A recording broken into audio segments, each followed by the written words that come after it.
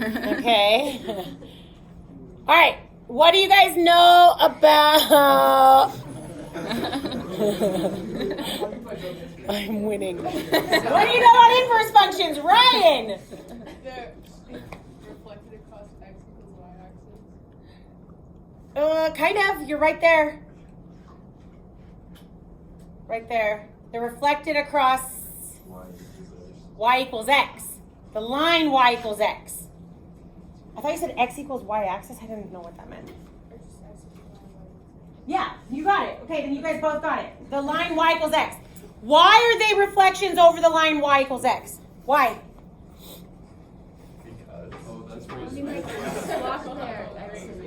So remember, you swap their x. The first step to solving an inverse, remember, is to switch the x and y and then get the y alone, right? So you're swapping the domain and range. So the reason why the inverse functions are always reflections over y equals x is because that line, its domain and its range are exactly the same, right? So you guys have a good graphical understanding of an inverse function, but now I want to know algebraically. Tell me more. When two functions are inverse functions, tell me what you remember. Okay, what do you remember? Oh, well, Ethan says nothing, but I bet someone else in here remembers something.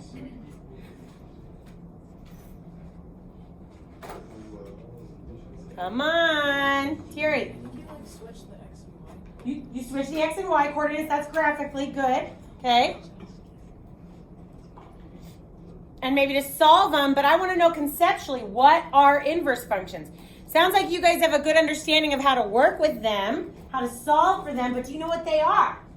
Do you know how to solve? You can't solve for something if you don't know what it is, right? Yeah, Ethan? Isn't it like when you have an x and y table and you just swap the x and y? Yeah, you swap the x and y to switch domain and range, right? But why do we do that? Why does the domain and range switch? I need us to have a better conceptual understanding of inverse ones. Yeah, go ahead. Dallin, right? Yeah, go ahead.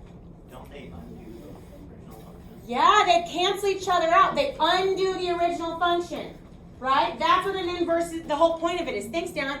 They undo it. What's the inverse of addition? Subtraction. Because that's what cancels it out, right? What's the inverse of multiplication? Okay, don't break my heart on this next one. Okay? What's the inverse of a log? Oh, thank you. An exponent, right? Good. Okay? My least favorite answer to that is when someone says ln, and I'm like, oh, my heart is breaking. That is a log. Okay? All right, you guys, are we all focused? Andrew and Ryan, do you guys need to put your computers away? Do you guys need to put your computers away so we can focus? Okay. Okay, we got it? We're all here together. Secret handshake done, so now we can focus? Okay, got it. All right, so inverse functions cancel each other out, right? Okay, so with that in mind, I'm going to give you a second to talk with your groups and answer this question for me.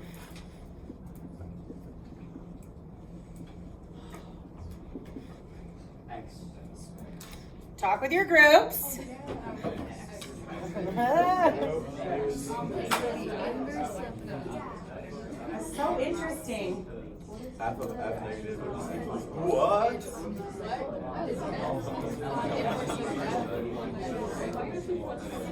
So the inverse What? I usually of f of x is f of x, right? So we have f of x and f of x. That's basically like saying this is like y.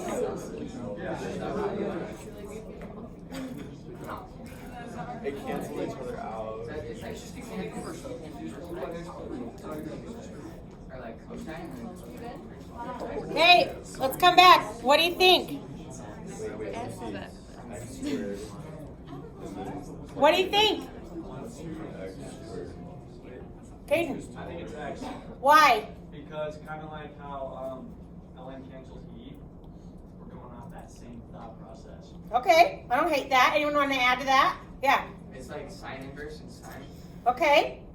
So if I have two things like that, right, sine inverse and sine, let's write these out. If I had ln of e to the x. So sine and sine inverse. Okay, let's do, what if I had something like that?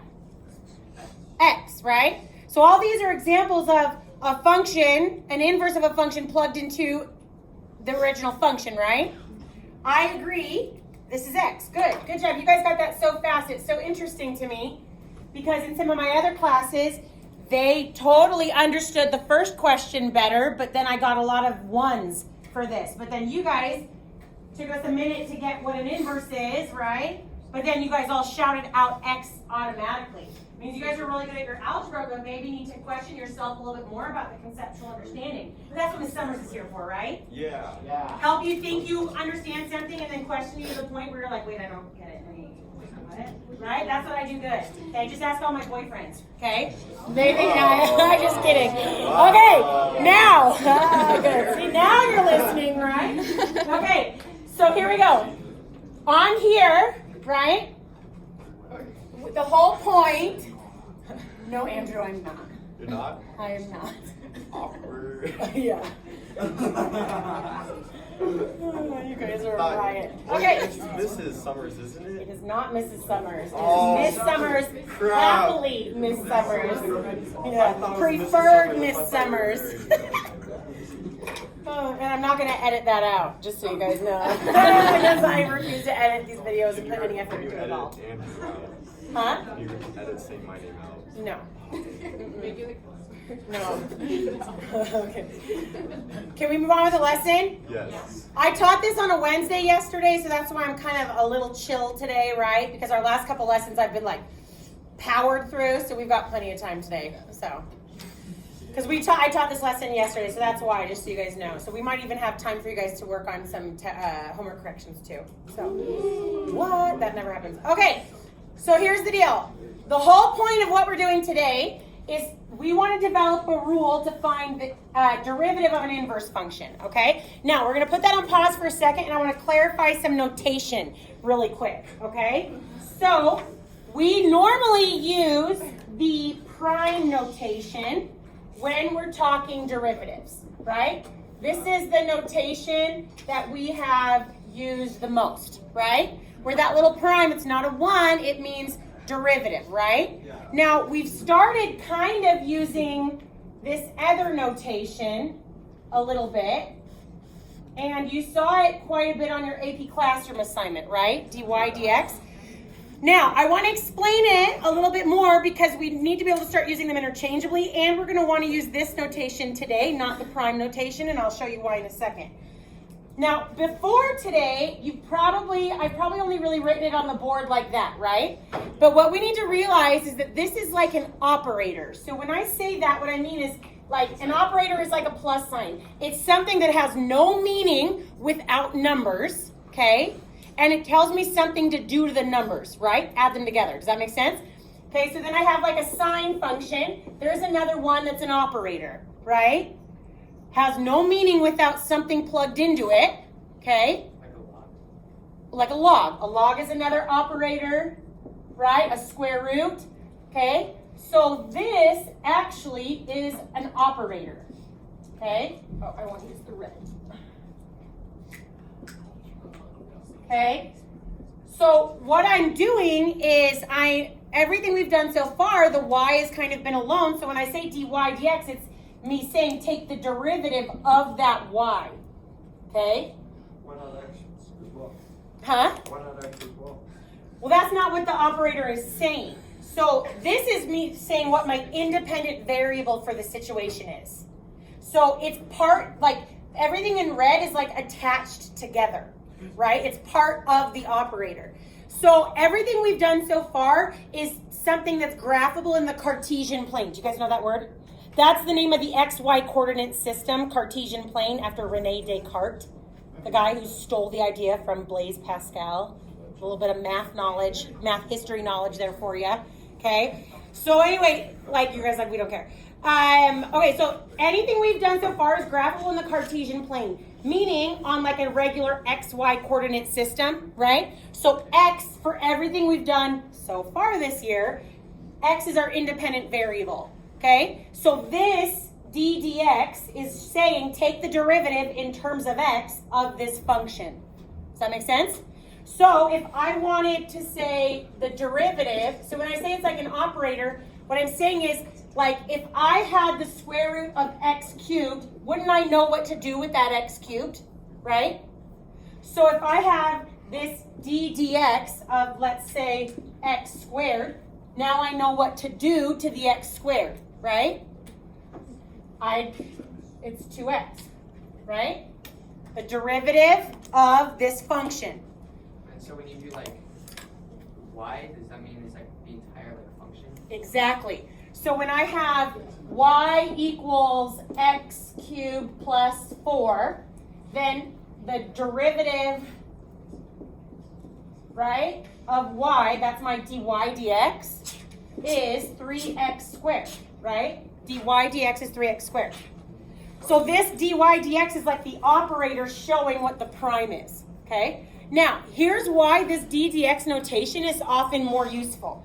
What if I wanted a second derivative, okay? So then I'd have f double prime, right?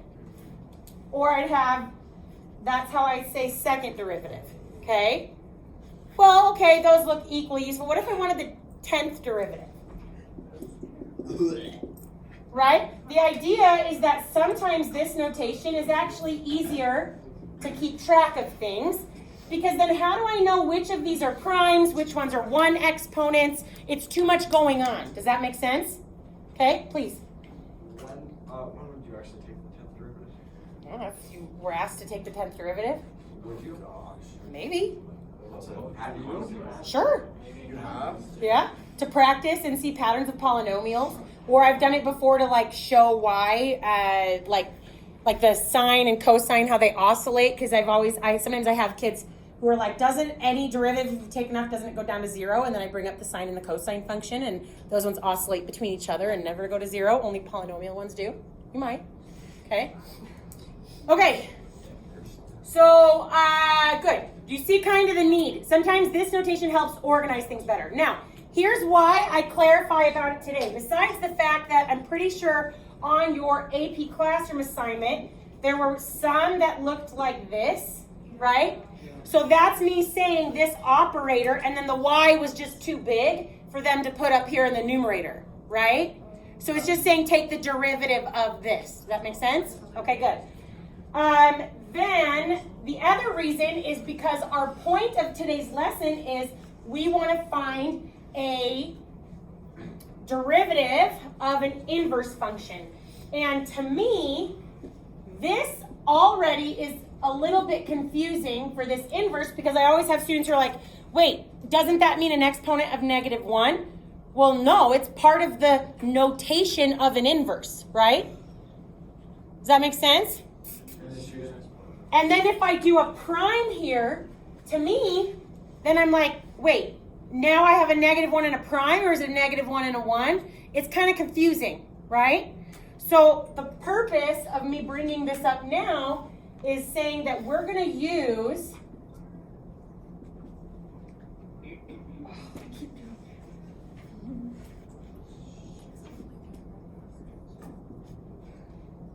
this notation today instead of the prime, just so it's a little easier to keep track of what we're doing. Because if you're writing really fast and you've got messy handwriting, can you see how the -1 and the primes, it'd be hard to tell what we're doing, right? So that's why I'm going to use this notation today. Does that make sense? Okay. You guys with me? Okay. So with that in mind, I'm going to start by taking the derivative of this, because I'm trying to find the derivative of an inverse function. And if I do something to one side, if I apply an operator to one side, I have to do it to both sides so that my equations stay balanced, right? Okay.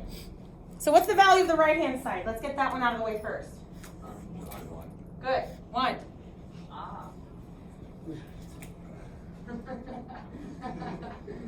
Caden sees. Okay. Now I want you to process that left-hand side with your groups for like 20 seconds, and then I'm going to take some volunteers and just tell, it's okay if you can't totally do it. I just want to know, what are you thinking? What are you thinking about that left-hand side? Still equal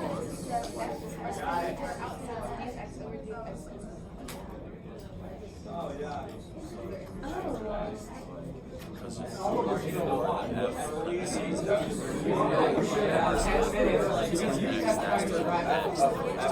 left side is just X line and that's X.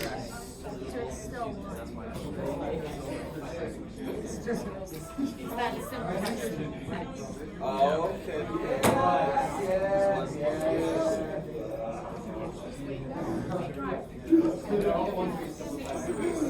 Can I erase this? No.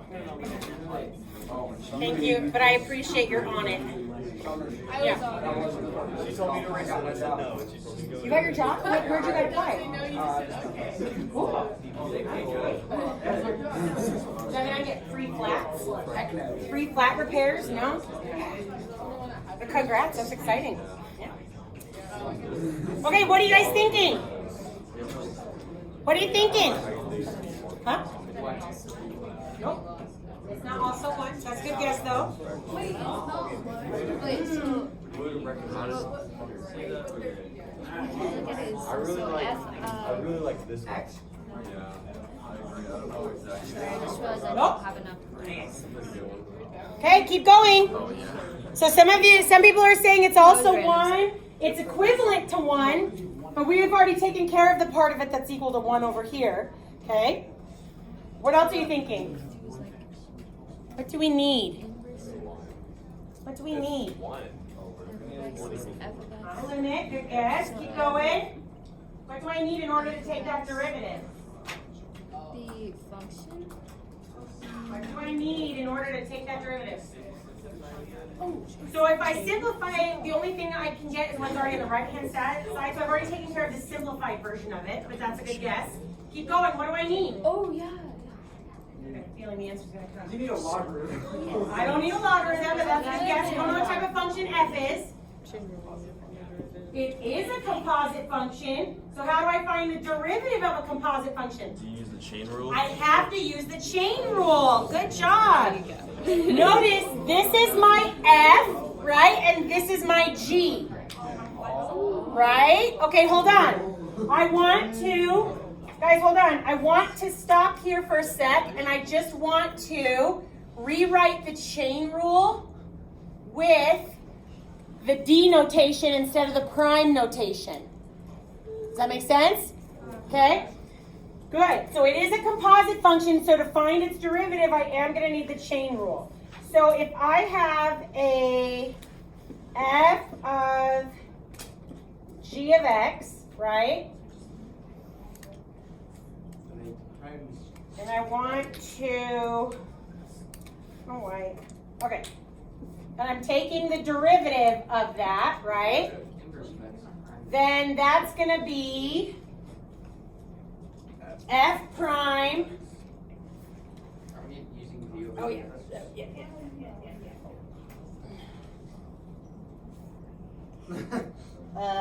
Right. Thanks.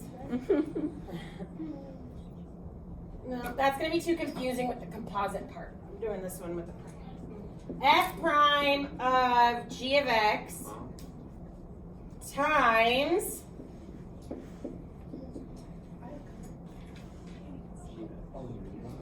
g prime of x, or the derivative of g of x, right? Yes. You see it? So this is like f prime of g of x, right, times g prime of x. So what would the d over dx look on the left side? Would it be like d over g of x? What would it look like on the left side? Well, this can't simplify anymore. This is it. Well, like. You can't think of this like a fraction that I can well, like, I'm separate. saying, like the f prime of g of x. What would it like look like if you use like the d over dx? Basically exactly like this, which is why I didn't want to write it because I knew it would get confusing because they mean different things. I see. Does that make sense? So, yeah, I would write it like this. The important part is more the part that just has the inverse part here. Okay? We doing okay? Yes, no? Doing okay? Okay, so then if I apply that over here, then I'd have f prime of f inverse, right? Times g prime, or f inverse prime. Like, I really only need it when I'm doing the f inverse prime because that's the part that's confusing anyway, right? So this is just from our power rule, and this is from the chain rule, right? Good?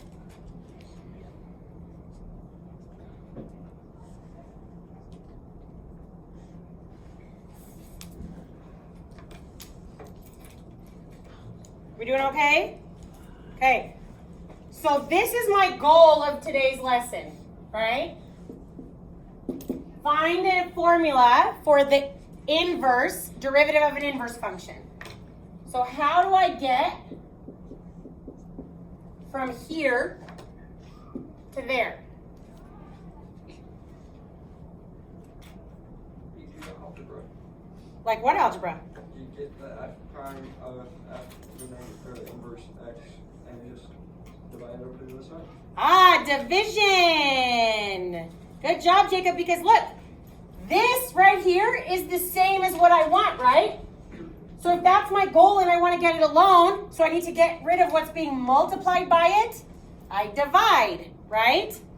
To get rid of multiplication, I divide. Does that make sense? So then if I take this and I divide by that on both sides, then do you see how then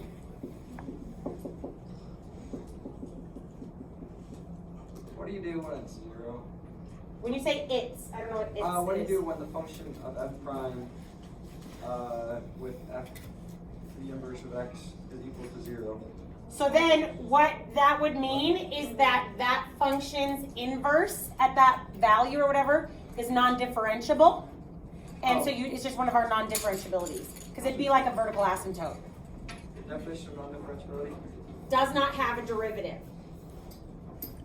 Yeah, that's a very issue.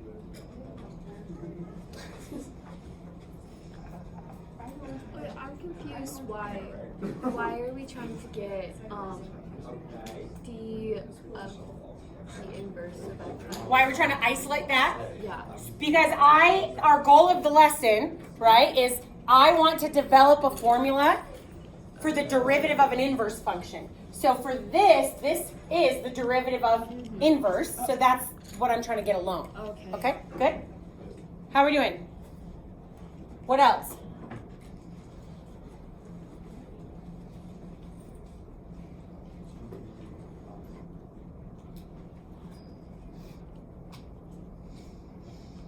Other questions? What do you got? Anything? Okay, so now let me go through this with you, and we're going to try a couple examples just to help it make more sense. Now, okay, is everybody listening? I just don't want to have to repeat this 100 times, okay? The examples we're going to do first are power rule ones. I'm not telling you not to do the power rule. I want a function that I already know how to find its derivative a different way, so I know that I can check my work and I know that I can verify that I'm doing the inverse rule right. Because sometimes it takes a minute to get a hang of the inverse rule. Does that make sense? Okay? So I know that if I were going to start by doing the power rule, okay, so this is our inverse rule. Okay, so if I were going to do our power rule, right, it would look like this. The derivative of x to the n is n x to the n minus 1, right? So I'm going to give us something that we can use the power rule for, but we're going to check but that's how I'm going to teach you how to use the inverse rule, so that's way, it's an easier way to see if I'm doing it right. Does that make sense? Okay? Okay, questions? Okay. So let's go here. So I want to find, using the power rule first, okay, the derivative of the cube root of x, okay? So again, first we're gonna do it with the power rule, and then we're gonna start learning how to do the inverse rule. With one we can check our answer with, okay? So what is my value of n if I'm doing the power rule? 1/3. So it'd be 1/3 x to the negative 2/3, right? Okay. So now we're going to do it again, but we're going to do it with the inverse rule just to help us understand. And I know the answer I get should be equivalent to this, right? That's how I know if I'm doing my inverse rule right.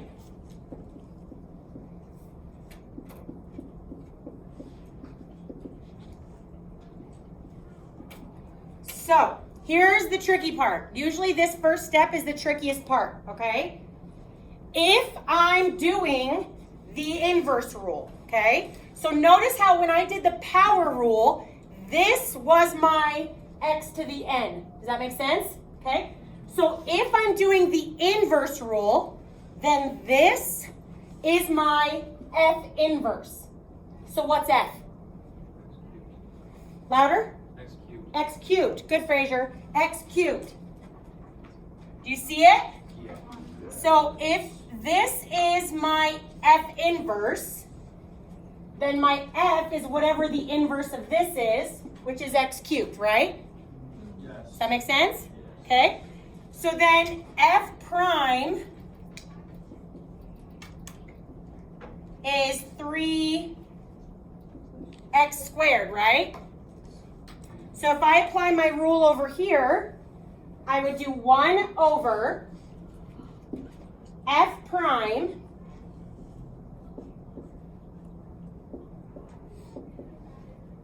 of my f inverse.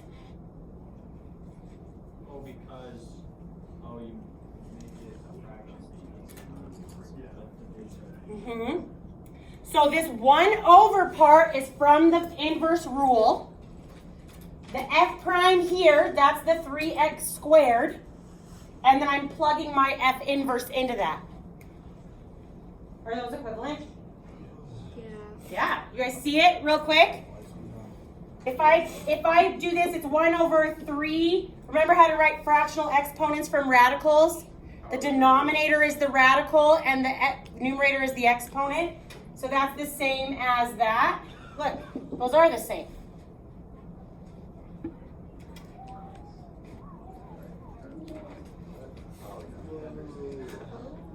Okay, we're going to do a few more together, and then we'll start doing it with ones we don't have another way to check our answer. Jeff? The 2/3 is a negative.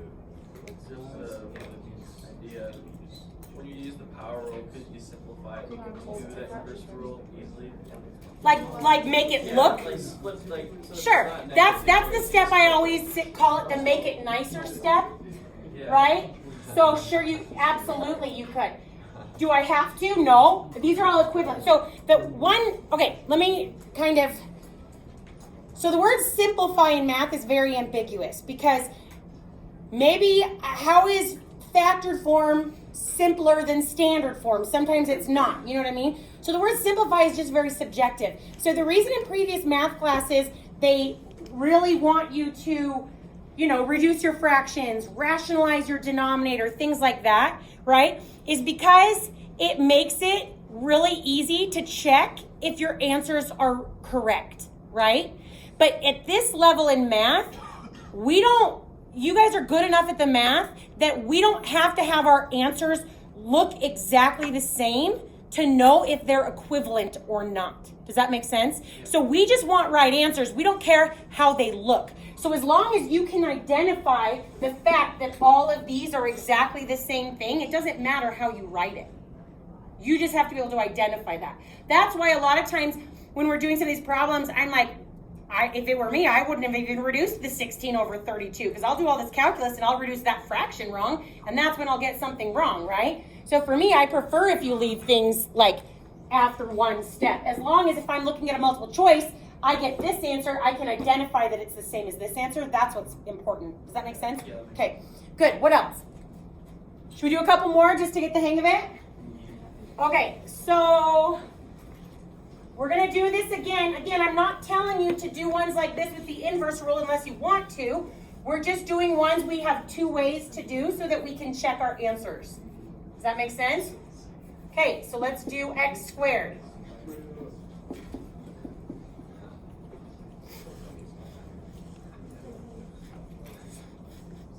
So I know if I'm doing my inverse rule correct, right? If I'm doing my inverse rule correct, then my answer should be equivalent to 2x. You guys see what we're doing?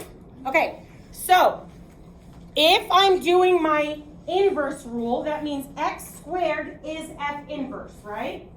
So what's f? Good, square root of x. That's the function that cancels out the x squared. So then f prime of x is 1/2 x to the negative 1/2. Is that good? Yeah. There's Papa next word for that. So 1 over, from the rule, right? F prime of f inverse.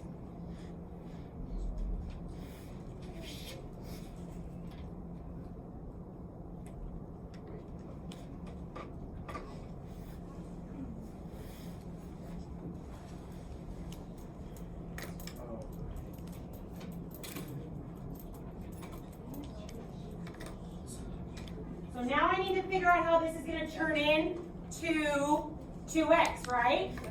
How do I simplify when I have an exponent raised to another exponent? I multiply them.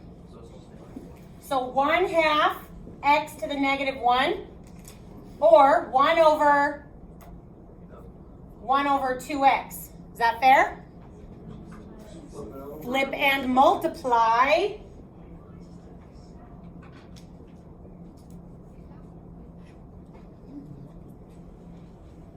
Would you accept both answers? You mean the 2x and the 2x? I don't know what you mean. So if we wrote down 1 over 1/2 times x to the squared. Like this? Yeah, I'd accept that, but on what?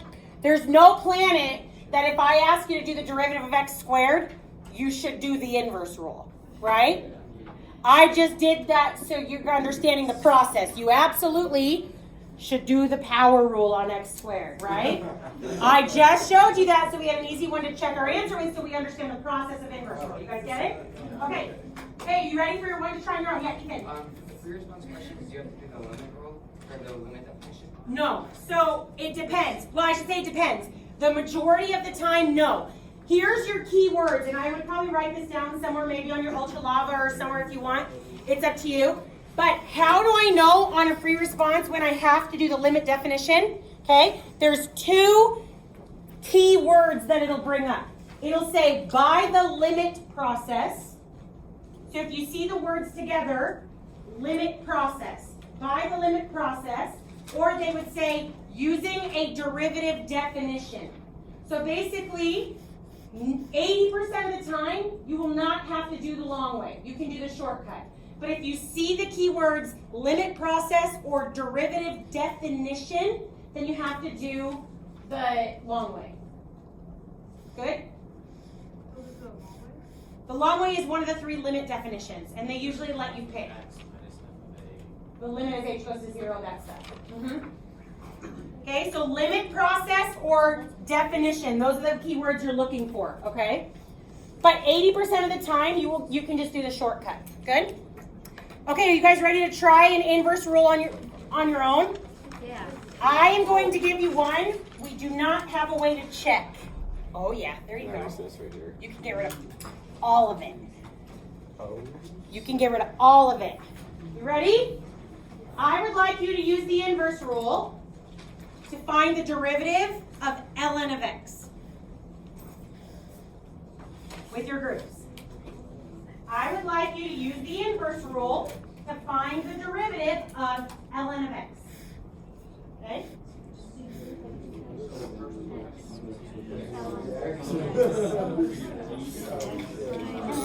Sir? X would be EX. E to the power of X. Because that's. No, so. Yeah. And so then that's going to equal e to the power of ln x. Okay, wait. Rectangle spiral. That's just jewels up my own mouth. Which would just be x. So the inverse of Oh, it's 1 over. I forgot. 1 over. So it is 1 over e to the power of ln x. Yeah. Because that's the 1 over x. So there are multiple choice questions about it, but normally what they look like is to say like, But I don't know. find the limit as h goes to 0 of sine of x plus h minus sine of x. Well, that's like log of 3. Or no, sorry. 3 to the power of log That 3. makes sense. So, but having, so it's more on the. And that would just be like- Conceptual, like identify that this is a limit definition, but actually having to work it out, you never have to do it on the test, because they're not going to do it. Okay?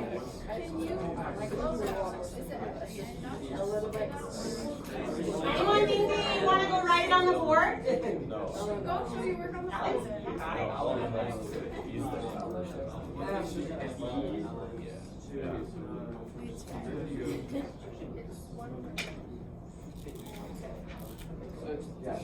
Technically, we don't need the simplified version, so.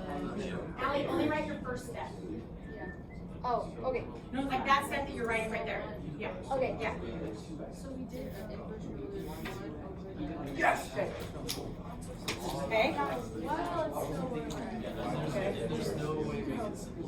I don't know. Is there a way we can simplify that? 1 over x.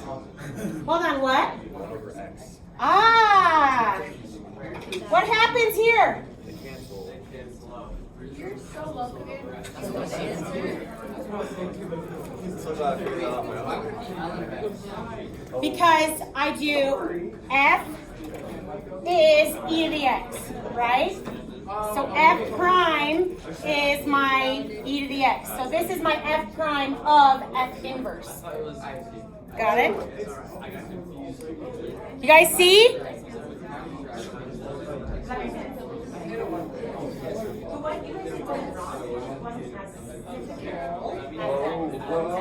Hey, get your ultra llamas out. We got 2 rules to add today. Yeah. So far, we've got 2 rules to add today. Oh yeah. Oh yeah, we're doing trig inverses today because we got it. And oh.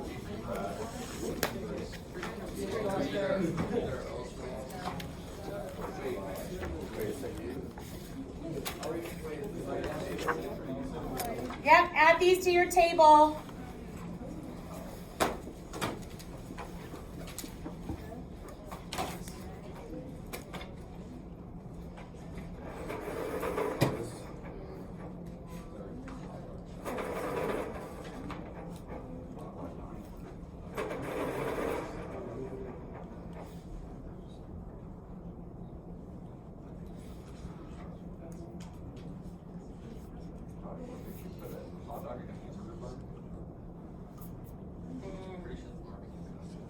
Have a lot of extra bread, I feel like.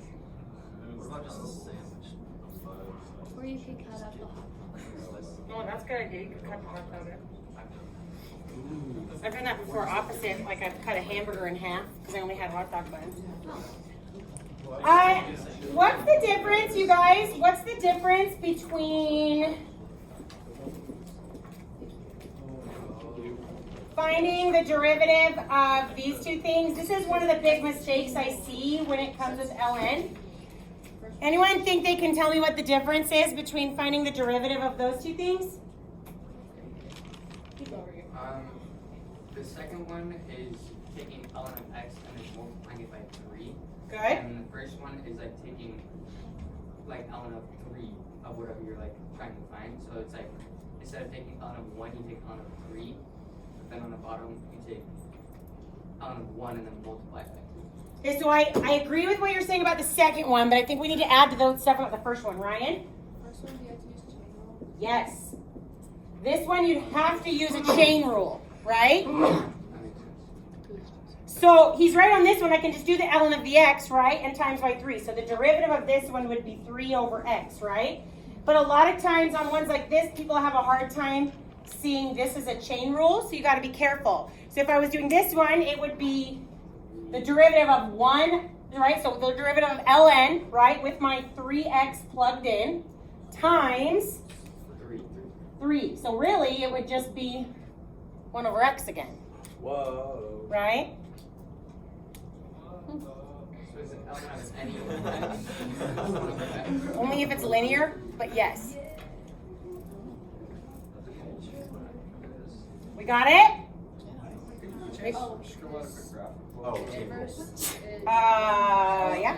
A quick graph of like ln of x. ln of x looks like this. Chain rule. So ln of 3x would make it, Whoa. it's just the slope would be a little bit steeper. And then 3 over x. I've never had. Oh, a graph of this? No, yeah, the graph of that is. It's a rational function. Okay. You never had a blue Ebola? Okay, you guys ready? We're gonna do trig next.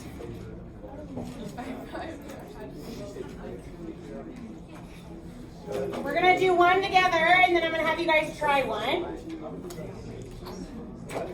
Oh, that's right, you were slack. Trying to make fun of me. You're not Miss Summer's favorite. I've always been so favorite.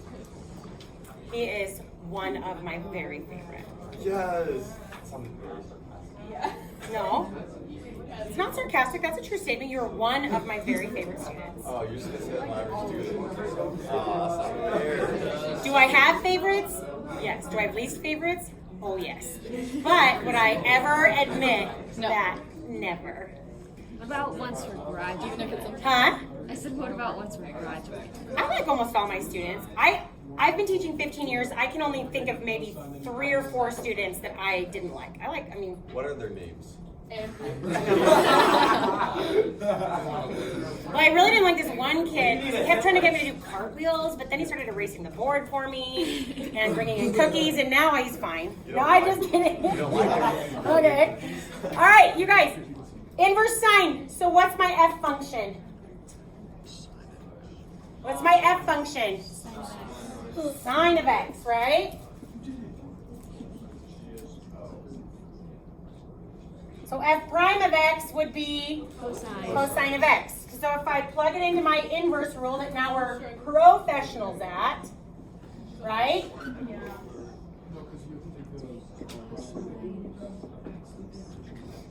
I see the problem.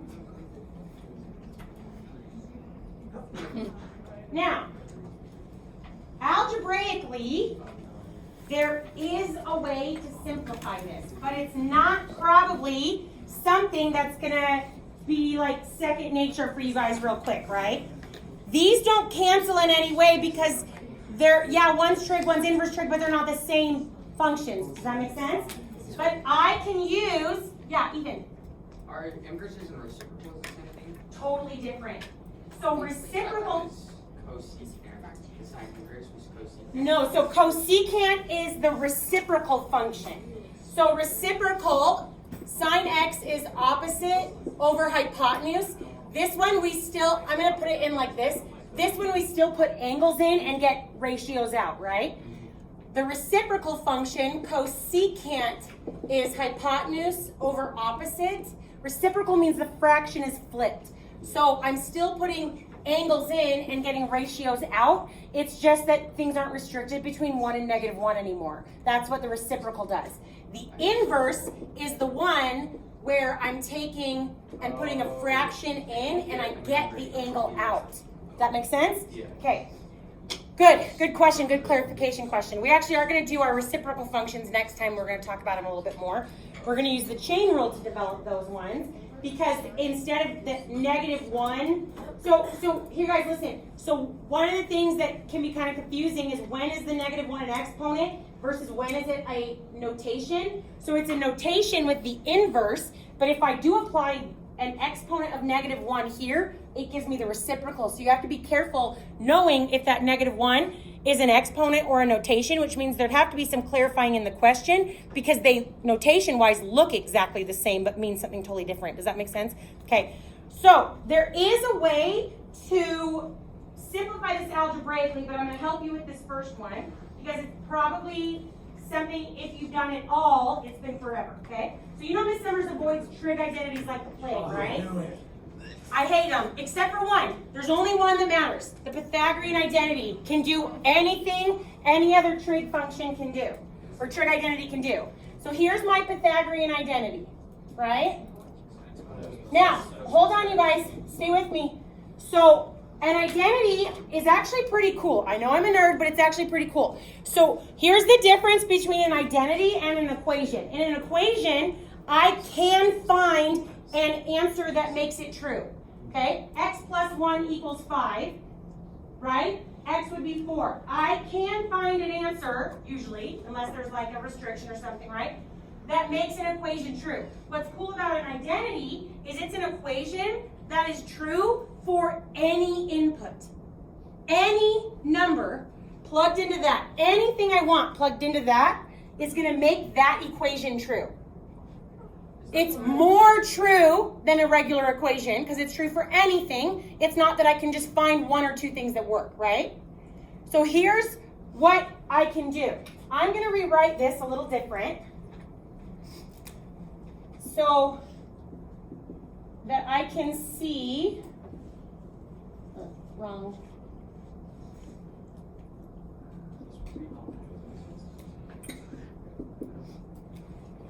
Right, so all I did is change the color to try and make something pop to you, right?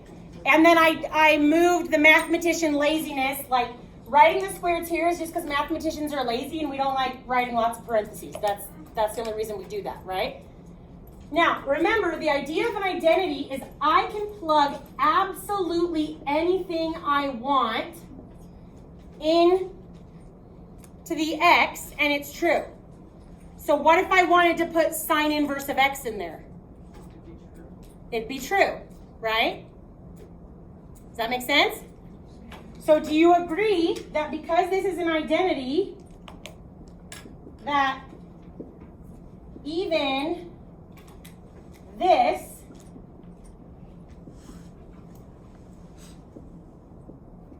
is true? Yes. Why did that help me?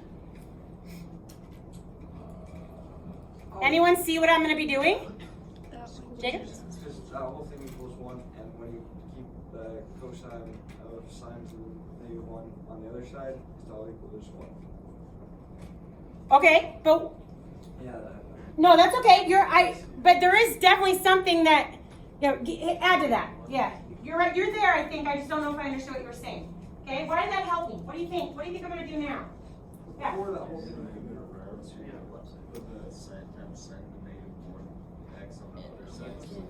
Exactly, Scott. That's exactly what I'm going to do. I'm going to rearrange it so that I can substitute. I'm going to move things around. Perfect. So what I'm going to do, if I can isolate this, right?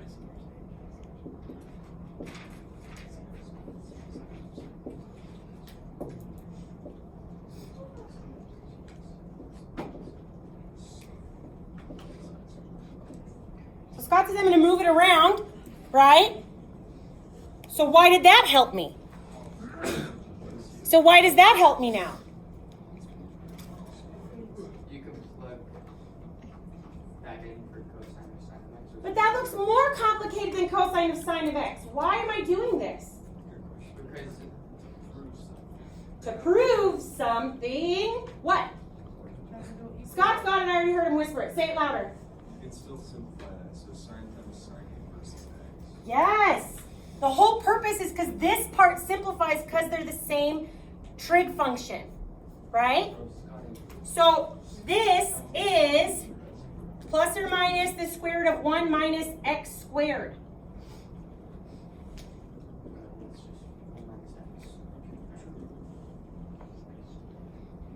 So the whole purpose of that rearranging, good Scott, the whole purpose of that rearranging with the Pythagorean identity is I was able to substitute out this trig function that didn't cancel for one that did, right? Is this a function? Plus and minus on a square root? Not a function, but I can fix it. Now it is. But it's okay for now because everything we're doing right now is in function land, so it's okay to focus on just the principal square root, meaning just the positive. But I'm going to bring it up every once in a while so that you don't forget it's there. So when I start dealing with things with you that are not in function land in a few weeks, we don't forget about the plus or minus when I take a square root. Does that make sense? Okay?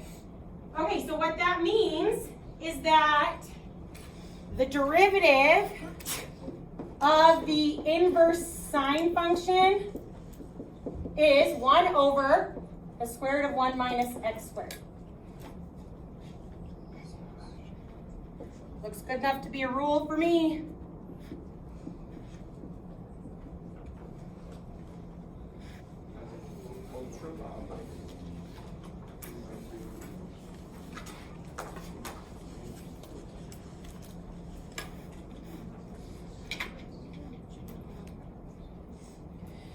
Okay, here's your homework tonight. This is where I ended with my B-Day classes because of the Wednesday. You guys still have almost 20 minutes, so you can do it now, or you can work on corrections if you've got your Chromebooks. So let me explain the homework tonight, okay? The homework tonight is to develop a rule for the inverse cosine function. Yeah, you can Google it or look it up in the back of your book and get me the answer, but that's not what I'm going to be stamping next time because that's not what I care about. I care about you being able to develop the rule. Does that make sense? So write it out. I want to see that you can manipulate this on your own because next time when we're going to start dealing with tangent functions and reciprocal functions, I need you to be able to utilize that Pythagorean identity like I just did. Does that make sense? Hey, here's the second part of your homework for next time. I need you to get better at chain rules. I'm not going to assign new problems. You can use old problems. You can do corrections. But I need you to come to class on Monday being a pro at the chain rule. Good? Let's have like 18 minutes. Good job. To develop a rule for the inverse cosine function using the Pythagorean identity. I say we do it together. Huh? Yes. 32. So we Develop this rule using the Pythagorean identity Marries. and get better at chain rule. I think people might want to see this if they're trying this homework, so I don't know if I'd erase it. Yes. Hey, and you guys, you don't need to do this, and I'll remind you in like 10 or 12 minutes or something, but my